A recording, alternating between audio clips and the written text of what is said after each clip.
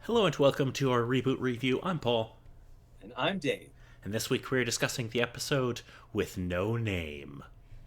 Yes. This episode originally aired in Canada on October 8th, 1997, and in the States on November 21st, 1998. Yeah, still a bit of a time jump, but at least the states are getting something. At least they are getting the episodes. So, let us move on to the number one song in America.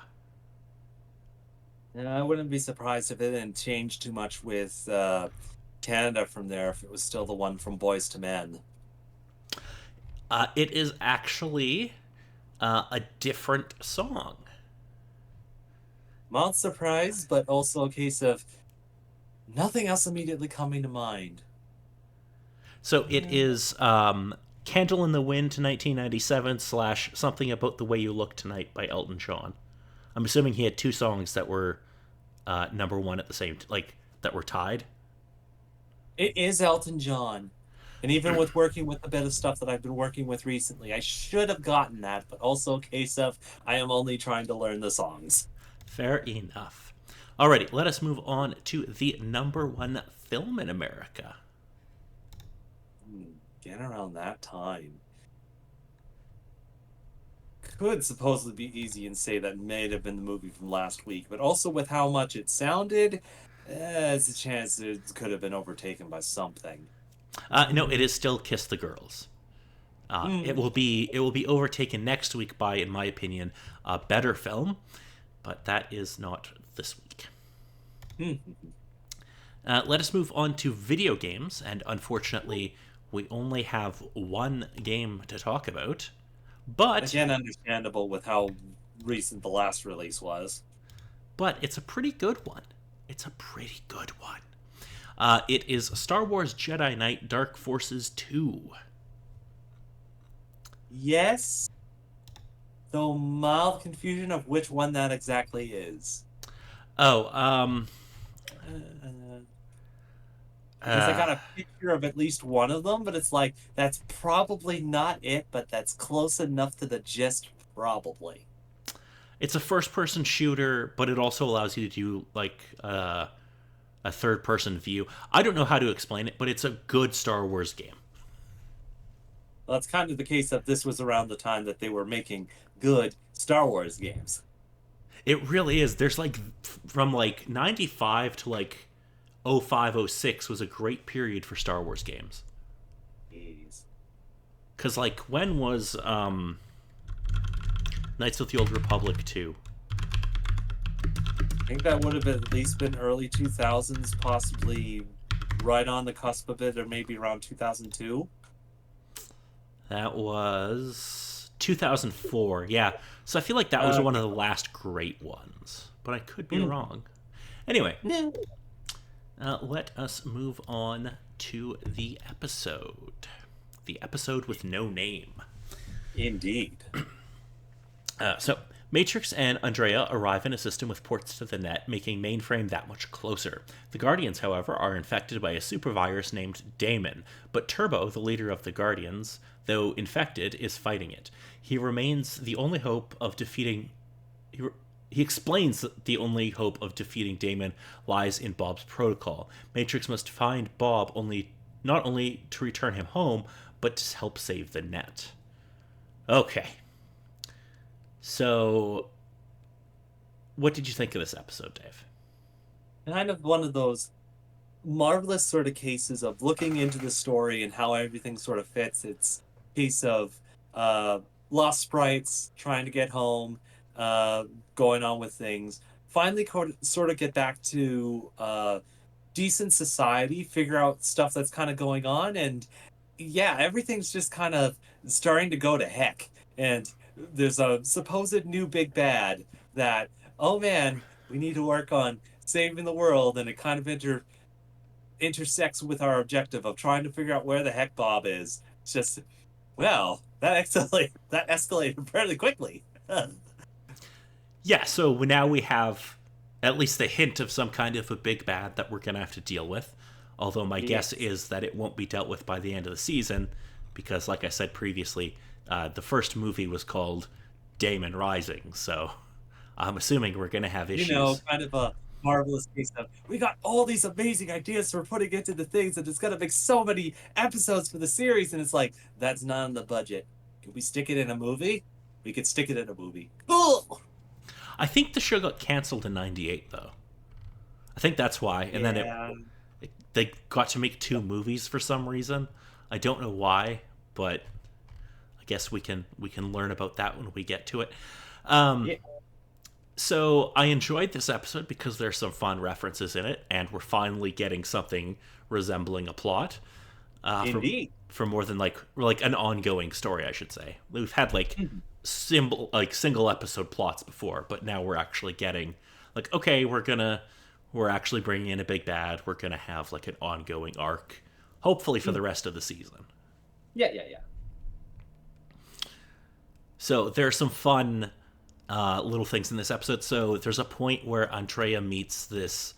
I don't know what the technical term for her is, but they find out that she's a search engine, and I'm like, that's Yes, kind of when she's fun. trying to find a ship to leave port. Yeah, I'm like, that's kind of fun. Like, I like the idea of, and she has like this really cool design where she's like white and like kind of shimmery. I don't know how to explain how she looks, but she looks cool. Hmm.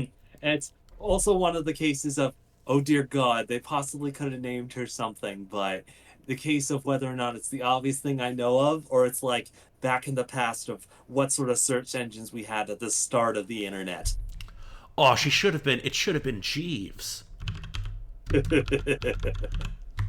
I wonder how many people listening to this actually remember Ask Jeeves. There's possibly an amount, but whether or not the actual chances of it's still probably slim. Like, I just dated myself so hard there. Like, oh, this should have been Jeeves, though.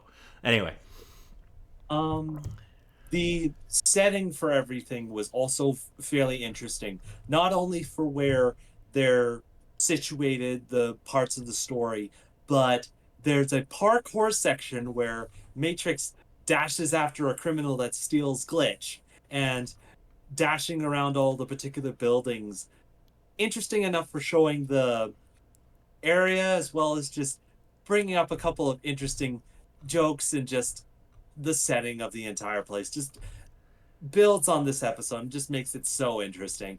Like, gives those spaghetti western vibes, but doesn't have the aesthetic or changes it enough that sort of gives an interesting sort of picture to how everything sort of happens. yeah, they're definitely like playing on having that spaghetti western feel, but Mm-hmm. not really directly referencing them that much. Mm-hmm. Mm-hmm. Are you very familiar with spaghetti westerns? Possibly only one or two fairly popular ones. Nothing that I've really explored too much in films. Okay, it's a fun genre, but they're I found that they're kind of hit or miss. Yeah, it sort of depends on who works on it, how they decide to do the typical tropes, fits with the certain things. It kind of just depends on your thoughts on the whole sort of thing, and especially with the suspense moments, which were marvelous within this particular episode, especially with Andrea against the one Guardian. Yeah, yeah. Everybody should watch the Dollars trilogy, though. Anyway, let us get back to the episode. So, there's not really anything else super important that happens in this episode, is there? Not too much. At the very most, it gives more of an introduction to Turbo the Guardian, aside from his Right. shadowy appearances at the end of season two, and the concern that Matrix has for being met with him, but also the concern of him being there, being infected, but assisting as best as he can. But it's also kind of the case of he's just the exposition bot that he explains, yeah, there's a whole bunch of shit kind of going on. I'm doing my best to fight against it, but we need to find Bob to try and save the entire internet. Right, because we get a close up on the little symbol thing on his chest, and there's this, like, I think it's like yellow stuff kind of around it that shows that he's infected. Kind of the pulsing sort of green Yeah. light, sort of veiny sort of fixture that you can sort of see either around the forehead or the icons, depending. Yeah, yeah. So I'm like, okay, that could end up being like an interesting. This could end up being an interesting story. I hope it turns out well.